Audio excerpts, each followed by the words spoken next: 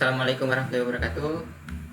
Kami dari kelompok 4 akan mempresentasikan hasil dari makalah kami yang berjudul Form Absensi dengan Model SDLC Metode Prototype. Makalah ini sendiri disusun untuk memenuhi tugas mata kuliah Analisa dan Perancangan.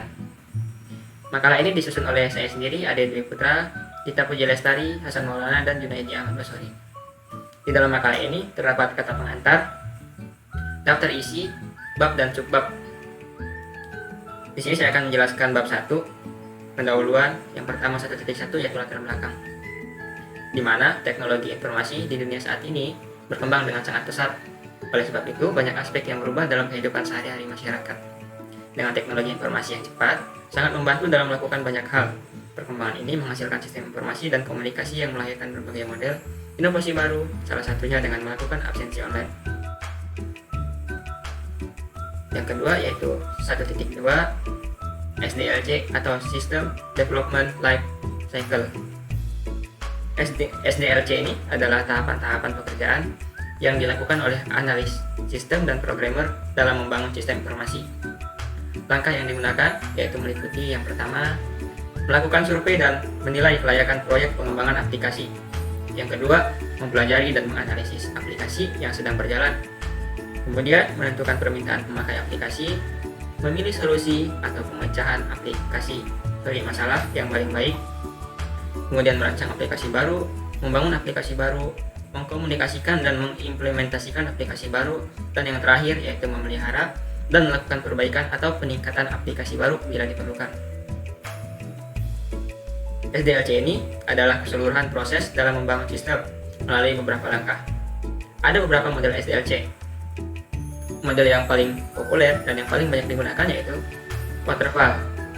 Beberapa model lain seperti konten, spiral, rapid, prototype, incremental, build, dan fix, dan sinkronis dan stabil. Dengan siklus SDLC, proses pembangunan sistem dibagi menjadi beberapa langkah, dan pada sistem yang besar, masing-masing langkah dikerjakan oleh tim yang berbeda. Dalam sebuah siklus SDLC, terdapat 6 langkah. Jumlah langkah yang ada pada referensi lain mungkin berbeda. Namun, secara umum, langkahnya sebagai berikut. Yang pertama, analisis sistem, yaitu membuat analis aliran kerja manajemen yang sedang berjalan. Yang kedua, spesifikasi kebutuhan sistem, yaitu melakukan perincian mengenai apa saja yang dibutuhkan dalam pengembangan sistem dan membuat perencanaan yang berkaitan dengan proyek sistem. Kemudian, perancangan sistem, yaitu membuat desain aliran kerja manajemen dan desain program yang diperlukan untuk pengembangan sistem informasi. Kemudian pengembangan sistem, yaitu tahap pengembangan sistem informasi dengan menulis program yang diperlukan. Dan yang terakhir yaitu pengujian sistem, yaitu melakukan pengujian terhadap sistem yang telah dibuat. Implementasi dan pemeliharaan sistem, yaitu menerapkan dan memelihara sistem yang telah dibuat.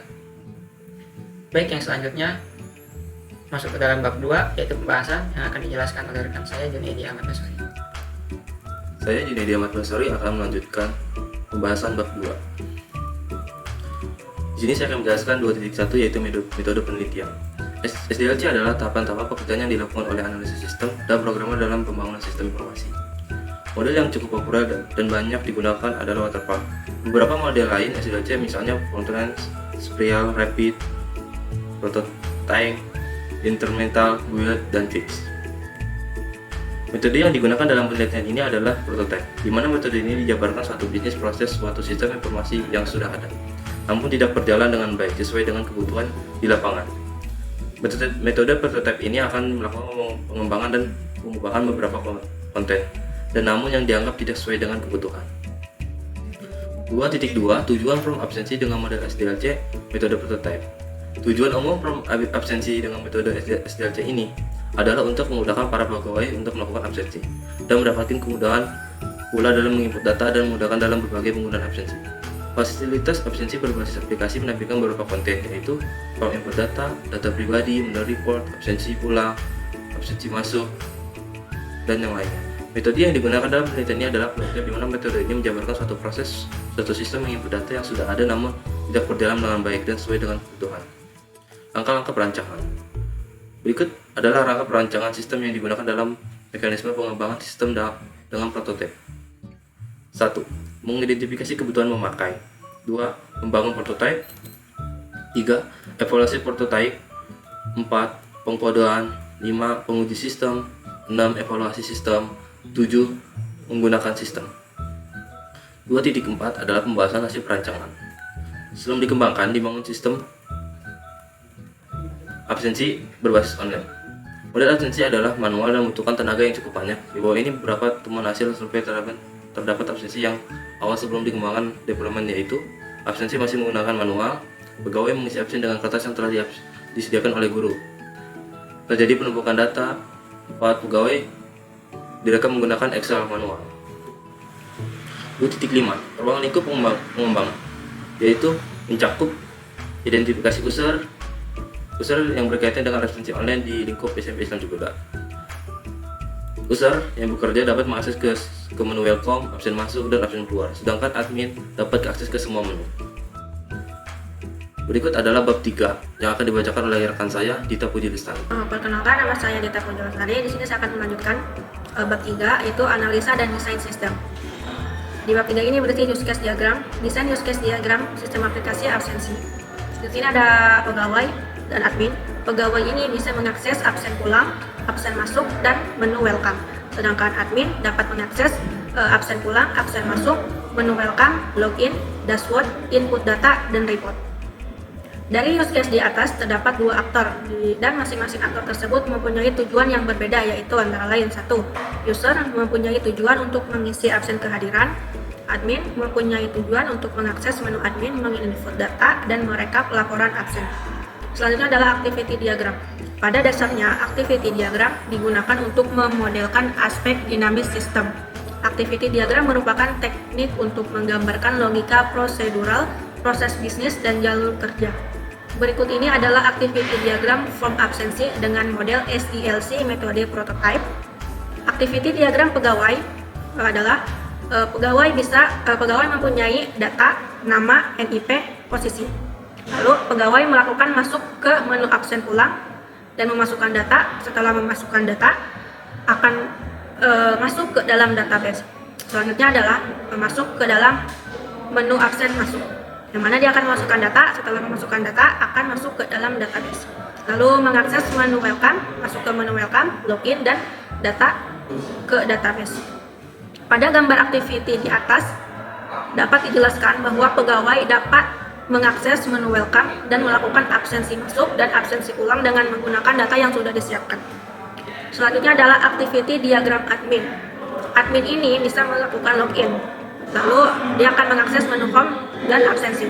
Lalu jika admin melakukan login dan username serta passwordnya sesuai, maka dia akan mengakses dashboard, lalu menginput data dan mereport data. Perkenalkan, nama saya Hasan Maulana. Di sini saya akan mempresentasikan mengenai hasil implementasi aplikasi. Di sini terdapat menu welcome atau tampilan awal. Kita bisa samakan dengan menu home. Nah, menu absensi pegawai. Untuk di sini terdapat menu absensi pegawai untuk mendata absen masuk dan absen pulang para pegawai. Menu login yang hanya bisa diakses oleh admin. Berarti selain admin tidak bisa mengakses menu login. Selanjutnya menu dashboard. Terdapat 3 menu, yaitu menu home, menu input data, dan menu report. Kemudian menu input data untuk mendata pegawai. Jadi data yang diinput akan masuk ke dalam sini, akan tampilkan dalam sini. Menu report untuk melihat rekapan absen dan data para pegawai. Dalam pengembangan dan perancangan sistem form absensi memiliki kendala teknis. Adapun sistem ini dirancang untuk mengikuti kebutuhan user dan menjadikan sistem ini user friendly. Jika ada yang masih memiliki kekeliruan dalam sistem ini, akan dilakukan pembahasan dengan user kemudian pada saat akan melakukan pengembangan. Mungkin itu presentasi dari kelompok 4. Kurang lebihnya mohon maaf. Wassalamualaikum warahmatullahi wabarakatuh.